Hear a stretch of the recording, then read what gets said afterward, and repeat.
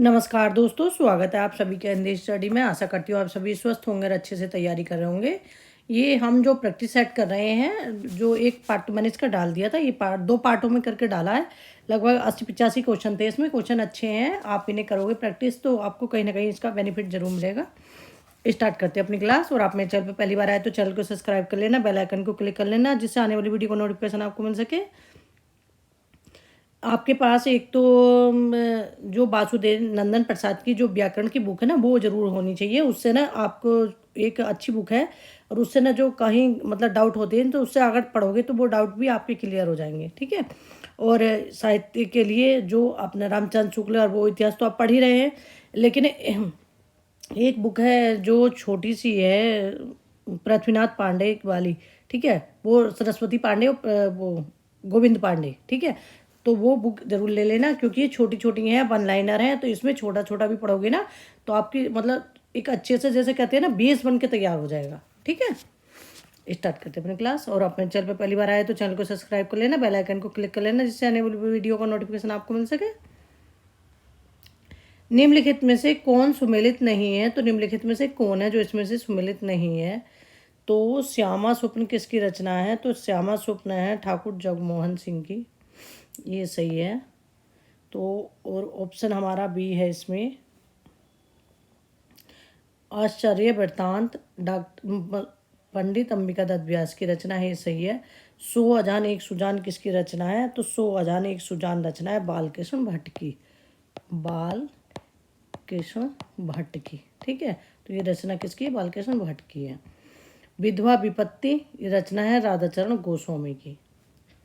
तो इसमें ऑप्शन हमारा सी है, जो सही सुमेलित नहीं है।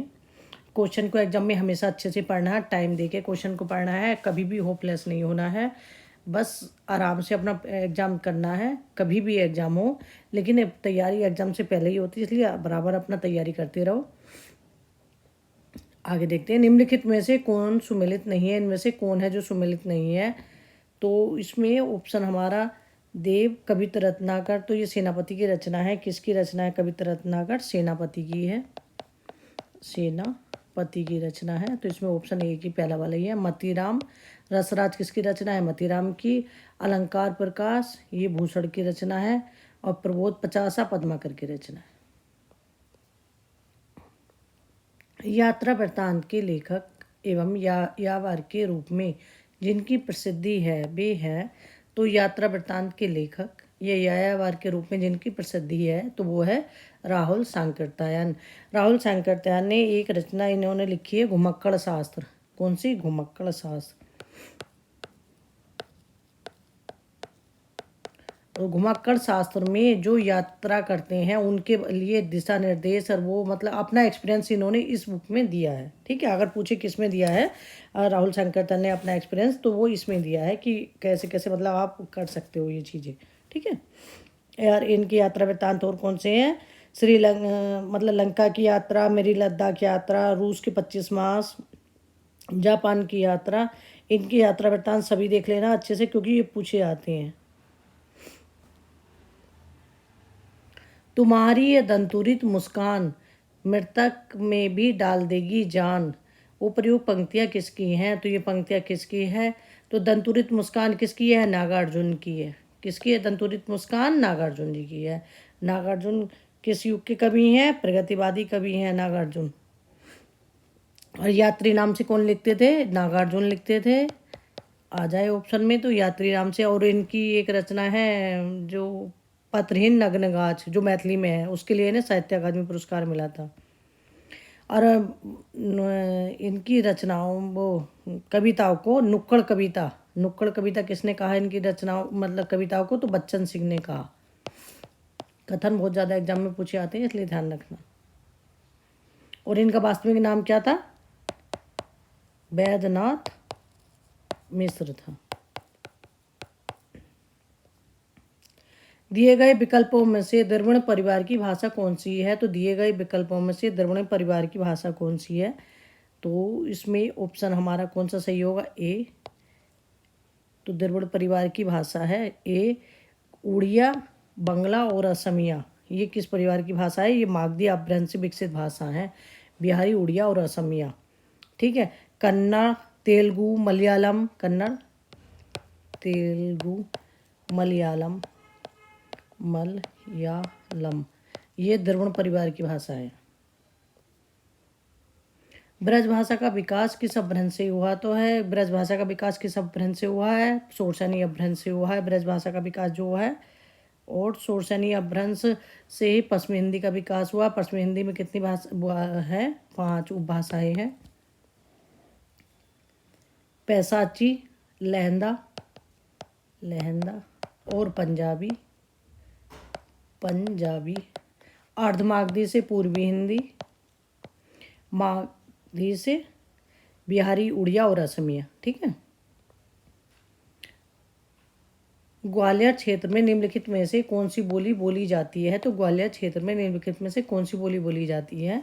तो ग्वालियर में बोली जाती है हमारी बोली ये है ब्रज भाषा। कौन सी भाषा? ब्रज भाषा। आगरा, मथुरा और मुख्य केंद्र क्या है? और जो इसका मथुरा है, ब्रज भाषा का मुख्य केंद्र क्या है? मथुरा। आगरा है, अलीगढ़ है। तो यहाँ कौन सी भाषा बोली जाती है? ब्रज भाषा बोली जाती है। अवधी कहाँ बोली जाती है? अवधी लखनऊ में है। आगे है क्वेश्चन, आगे बताती हूँ। खड़ी बोली हिंदी की उत्पत्ति हुई है। तो खड़ी बोली हिंदी की उत्पत्ति किससे हुई है? तो खड़ी बोली हिंदी की उत्पत्ति हुई है शोरसनी अपभ्रंश से। इलाहाबाद में बोली जाने वाली बोली है। तो इलाहाबाद में बोले जाने वाली बोली कौन सी है? अवधी है। तो अवधी, इलाहाबाद, लखनऊ, इलाहाबाद, लखनऊ, सीतापुर, लखीमपुर खीरी, प्रतापगढ़, रायबरेली। तो यहाँ कौन सी बोली जाती? अवधी भाषा। खड़ी बोली हिंदी का अन्य सही नाम है। तो खड़ी बोली जो है इसका अन्य सही नाम क्या है? कोरबी। अब कोरबी नाम किसने दिया था? तो ये राहुल सांकरतायन ने दिया था।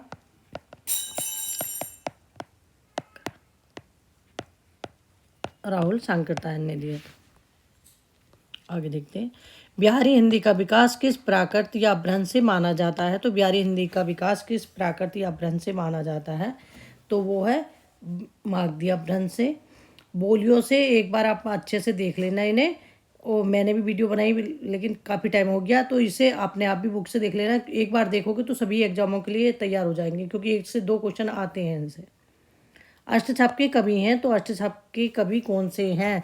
तो कुम्भनदास हैं अष्टछाप के कवि। और कुम्भनदास अष्टछाप के कवियों में ज्येष्ठ थे। सबसे ज्येष्ठ कौन थे? कुम्भनदास थे।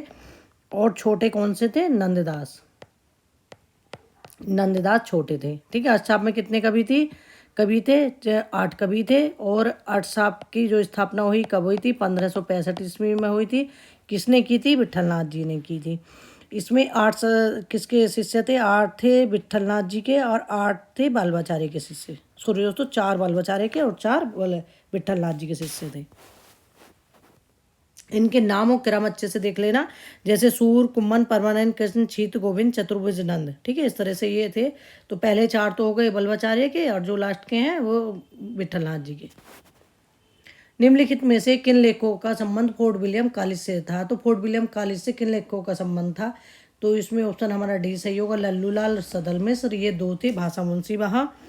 और जो ये है फोर्ट विलियम कॉलेज, इसकी स्थापना कब हुई थी? 1800 में हुई थी। और ये मात्र कितने साल चला था? 1.5 साल चला था। और इस मतलब किसने की थी? बेले जली ने इसकी स्थापना करी थी। बेले जली ने इसकी स्थापना करी थी। ठीक है। और कहाँ करी थी? कलकत्ता में करी थी। इनमें से कौन सी रचना तुलसीदास की है? तो इनमें से कौन सी रचना है तुलसीदास की है? तो इसमें ऑप्शन हमारा सी सही होगा। कृष्ण गीतावली किसकी रचना है? तुलसीदास की रचना है कृष्ण गीतावली जो है। राम ध्यान मंजरी अग्रदास की रचना है। अग्रदास। राम सत्सई राम सहाय दास की रचना है। राम सहाय दास की रचना है। इनमें से कौन सा नाटक भारतेंदु का नहीं है? तो इसमें से कौन सा नाटक है भारतेंदु का नहीं है? तो इसमें ऑप्शन हमारा क्या सही होगा? ऑप्शन हमारा इसमें सी सही होगा। भारत सौभाग्य, भारत जननी, भारत दूरदर्शा, अंधेर नगरी, किसके नाटक हैं? भारतेंदु के नाटक हैं ये।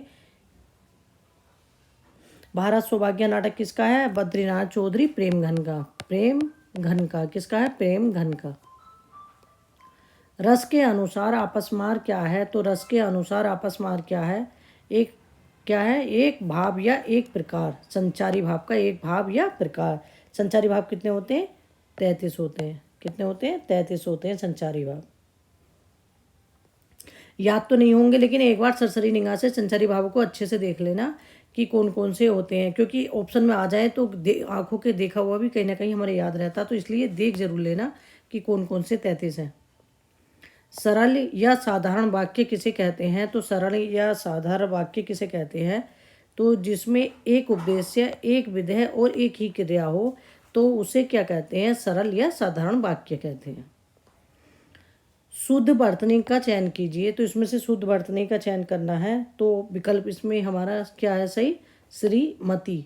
शुद्धि वाले क्वेश्चन जरूर देख लेना कैसे लिखते हैं यार, इन्हें पढ़ने से याद नहीं होंगे, इन्हें लिख के याद करना, लिख लिख के तो उसमें लिखने से पता चल जाएगा क्या हम गलत हैं। ठीक है। निम्नलिखित में से कौन सा शब्द जातिवाचक संज्ञा है? तो इसमें से कौन सा शब्द है जातिवाचक संज्ञा है? तो ये है कर्मचारी, जातिवाचक संज्ञा है। आप बीती शब्द में समास है। तो आप बीती शब्द में कौन सा समास है? तत्पुरुष समास है। आप बीती में आप पर बीती, तो तत्पुरुष समास है इसमें।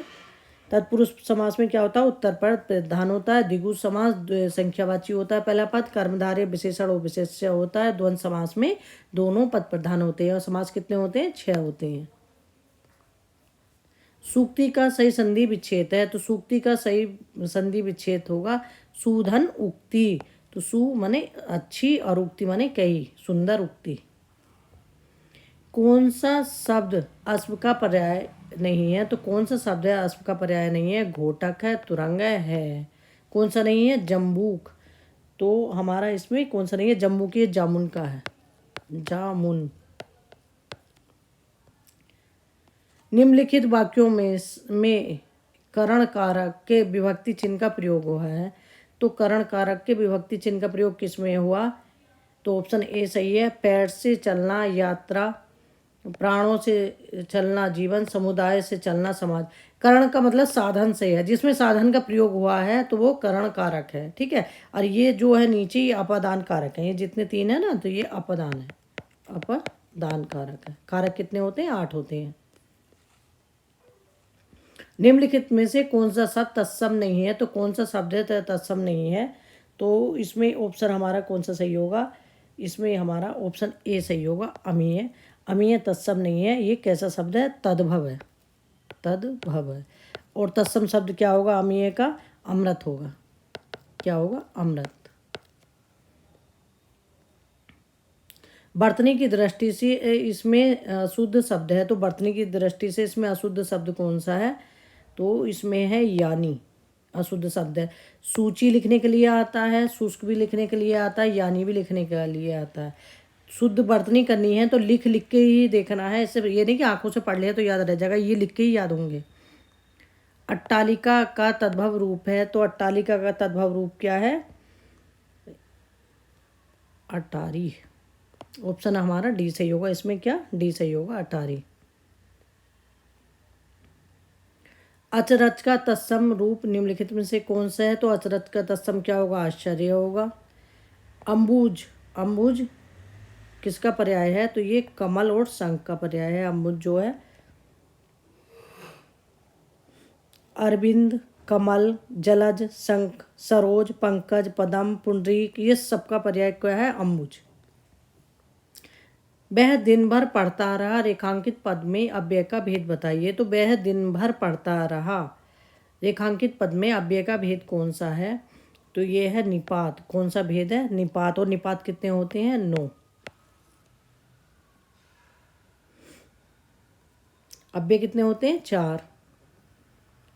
छंद का नाम बताओ। मुरली अधर धर श्याम सुंदर जब लगाते तान है, सुनकर मधुर धुन भावना में बह रहे रसखान है।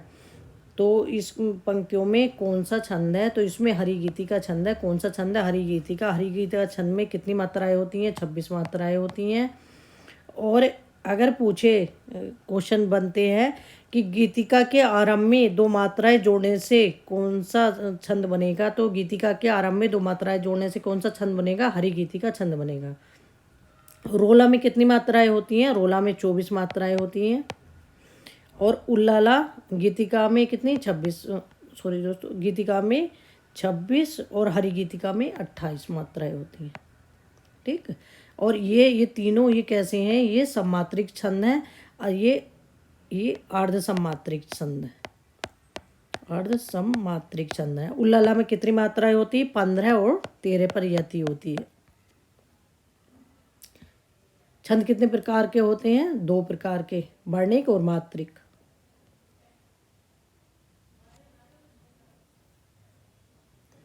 खग कुल कुल सा बोल रहा रेखांकित शब्दों में अलंकार है, तो इसमें कौन सा अलंकार है? यमक अलंकार है। यमक अलंकार में शब्द की मतलब आवृत्ति बार बार होगी लेकिन उसका अर्थ अलग अलग होगा, तो वहाँ कौन सा अलंकार है? यमक अलंकार होता है। कनक कनकते सोगनी मादकता अधिकाय उन्हीं खाए बोरात नर पाए बोराए, तो इसमें भी कौन सा अलंकार है? यमक अलंकार है। पहले कनक का अर्थ क्या है? सोना है। इसमें कपट और कपाट का क्या अर्थ है? तो कपट और कपाट का क्या अर्थ है? तो इसमें धोखा और दरवाजा।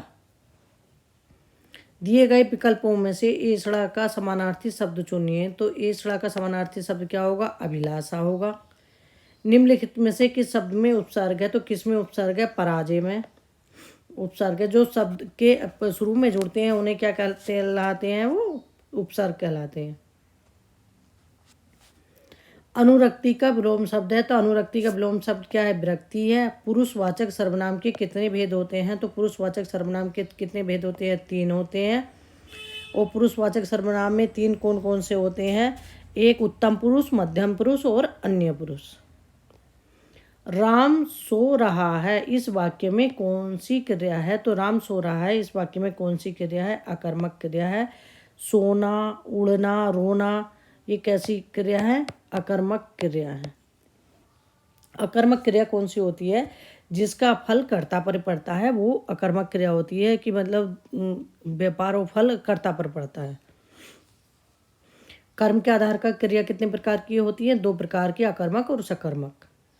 निम्नलिखित में से कौन सा उपन्यास काशीनाथ सिंह का है? तो इसमें से कौन सा उपन्यास है जो काशीनाथ सिंह का है? तो ऑप्शन ए सही होगा, रेहन पर रघु। रीतिमुक्त कविता की प्रमुख प्रवृत्ति है, तो रीतिमुक्त कविता की प्रमुख प्रवृत्ति क्या है? स्वच्छंद अनुभूति और स्वच्छंदता। ठीक है। और इसके प्रमुख कवि कौन से रहे हैं? घनानंद रहे हैं। घनानंद। प्रेम की पीर के कवि कौन थे? घनानंद थे। रीतिकाल में जो रीतिमुक्त कवि कौन थे? बोधा, आलम, ठाकुर, दुर्जदेव और घनानंद रीतिकाल के कवि थे। क्योंकि रीतिकाल में 3 प्रकार के कवि रहे हैं ना, रीति सिद्ध, रीतिबद्ध, रीति मुक्त, इस तरह से। ठीक है। अपने आज के ये क्वेश्चन कंप्लीट हो गए। ऐसे ही अपने आगे अपने और क्रम में क्वेश्चन करेंगे। मिलते हैं अगली वीडियो में, तब तक के लिए धन्यवाद।